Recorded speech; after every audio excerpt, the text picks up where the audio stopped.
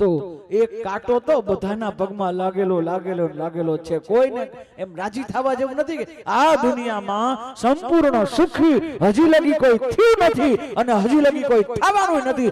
એક કાંટો તો ઈશ્વર દરેકના પગમાં રાખે છે અને એનો એકમાત્ર કારણ છે જો કાંટો નીકળી જાય ને તો આપણે ઈશ્વરને ભૂલી જાય. એટલે એક કાંટો તો ભગવાન આપે છે એટલે જ આપણે ભગવાનથી નજીક છીએ મારા વાલા, આ કાંટાના હિસાબે. અને યાદ રાખજો, કાંટો જ કાંટાને કાઢશે.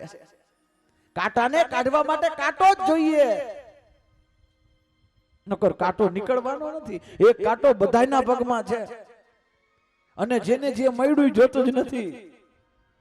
એ ભી સચ હે.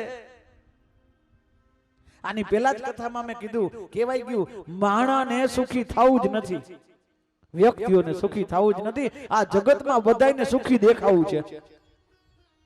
થાવું હોય તો થઈ જાય પણ દેખાવું છે. અને એક વાત એ પણ છે, આ દુનિયામાં ગરીબોની ગરીબાઈ સમાજને ક્યારેય નથી દઈડી. ગરીબોની ગરીબાઈ સમાજને ક્યાંય નહીં. લોકોની અમીરી સમાજને બહુ નુકસાન કરી છે.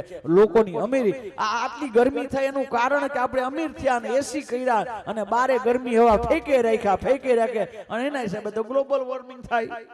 તો એમાં ગરીબ ક્યાંથી નડે છે વિચાર તો કરો. લોકો જ્યારે નડ્યા, રૂપિયા વાળા નડ્યા છે, ગરીબ કોઈને નડ્યો નથી. અને હાચી ગરીબી શું અને હાચી અમીરી શું? તો ગરીબી છે એ અનેક પ્રકારની હોય. સુદામા ધનથી ગરીબ હતા પણ અયાચક વ્રત હતું. કોઈ પાસે માંગુ નહીં, જેટલું મળે એમાંથી પછી ગુરુગાદી આપવાનો નિયમ અને પછી વધે તો ઘર માટે. હવે આવા નિયમ લઈને બેઠા હોય તો સ્વાભાવિક છે સંપત્તિ ન હોય, સંપત્તિનો અભાવ. એક દિવસ 2 દિવસના ભૂખા સુદામાના એ છોકરાઓ, સુશીલા એની ધર્મપત્ની, એક દિવસ છોકરાઓ માને કે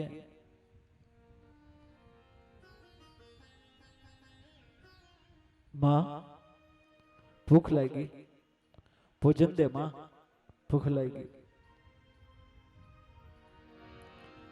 ત્યારે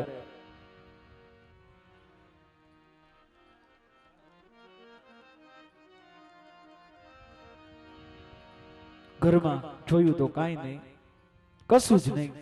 જમવાનો એક દાણો નહીં, અનાજનો એક દાણો નહીં. છોકરાઓને કેમ ખવડાવું?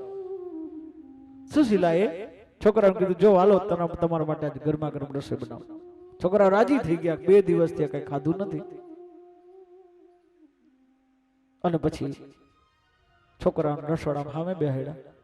એ સુશીલાએ એક તપેલું નાનકડું, એમાં જલ પાણી નાખી અને કાંઈ ન નાખ્યું, ખાલી પાણી અને ચમચો લઈ અને એ હમણાં બને એટલે આપું, હમણાં બને એટલે આપું, હમણાં બને તો આપું, એમ કરતા એટલી વાર એ પાણીને હલાવ્યું જ્યાં છોકરાઓ થાકીને હુઈ ન ગયા. છોકરાઓ સુઈ ગયા. પછી આંખની અશ્રુની ધારા વહેતી એ સુશીલા પોતાના પતિ પાસે જઈ અને આહા, હે નાથ, મરી જાય છોકરાઓ, હવે નહીં જીવે, હવે કાંઈ નથી. 2 દિવસ થયા તો કાંઈ આપ્યું નથી. આજે ભૂખા હોઈ ગયા છે. એ નાથ, હવે નહીં રહ્યા, હવે નહીં જીવે. તમે હવે ભગવાન પાસે જાઓ, દ્વારકાધીશ પાસે જાઓ, તમે હવે નહીં ચાલે. દ્વારકા હોનાની છે, તમારા મિત્ર છે, મિત્ર પાસે જવાની શેની શરમ હોય? ત્યારે સુદામા એટલું કીધું કે હે કલ્યાણી, બસ ને હારી ગઈ ને. એક સુદામાની પત્ની હારી ગઈ ને ત્યારે એ સુશીલા એટલું કીધું કે એક સુદામાની પત્ની ક્યારેય ન હારે. આજે હારી ગઈ છું, એક માં હારી છે, સુદામાની પત્ની ક્યારેય ન હારી શકે.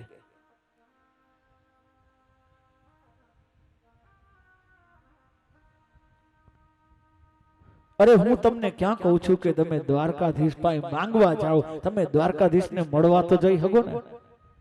તો કે તારી શું, મારી તો બહુ ઈચ્છા છે દ્વારકાધીશને મળવા માટે, પણ હોનાની નગરીમાં રહે છે, એને કાંઈક તો દેવું પડે, ખાલી હાથે કેમ જવાય? એને આપણું દેખાય શું? તો કે આપણે ભગવાન પાસે જાય ને ત્યારે જે કઈ આપણી પાસે હોય ને દિયાવો તો એને એની યાર કાંઈ નહીં, તમે લઈ જાઓ.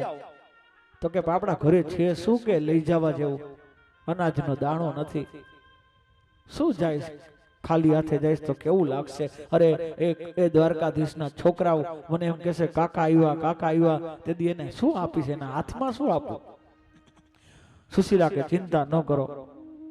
અરે બાજુમાં બ્રાહ્મણોની જે વસ્તી રહેતી, બ્રાહ્મણોના જે ઘર હતા, અને પહેલી વખત સુશીલા એ ઘરે ગઈ અને બ્રાહ્મણો દંપતીઓ બધા દોડતા માં જગદંબા તમે આવ્યા, આવો તમે આપણી વાહ લાગી જાય. અમે તો કીધું ની ઈચ્છા હતી કે અમારી પાસે આવો, તમે તમારે જે જોતું હોય હે માં, તમારે જે જોતું હોય અમે આપી.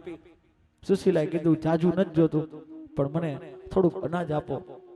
અરે થોડુંક શું કામ, તમે કયો તો આખું ઘર ભરી દઈ. કાકે તમારી ખુમારી અમને ખબર છે, તમે ક્યારેય કોઈ વસ્તુ વગર લેતા ન. સુદામાનો જે નિયમ છે અમારે ભંગ નથી કરવો, અમારે તો ઘણું આપવું છે, પણ જે નિયમ છે જેટલું થતું હોય એટલું જ લેવાનું, આ નિયમ છે.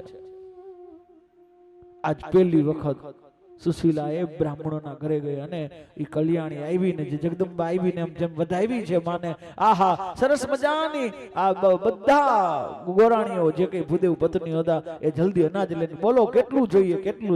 ત્યારે એ ભારતની એક બ્રાહ્મણની પત્ની સાડીનો છેડો આમ ફાડી અને હાથ ફેલાવીને કીધું કે ખાલી થોડુંક આમાં એટલું દેજો, અને હું તમને કહું છું જિદ્દી પેલા અમારા ઘરે ધાન્ય આવશે ને તો મારા બે દિવસ નહીં 8 દિવસ ભૂખા છોકરા નહીં ખવડાવ. હું વચન આપું છું પેલા તમને તમારું પાછું આપી દઈશ અને પછી જ હું અમારા ઘરની અંદર મુખની અંદર અમે પ્રસાદ ગ્રહણ કરશું. આ ભારતના બ્રાહ્મણની પત્નીની ખુમારી છે.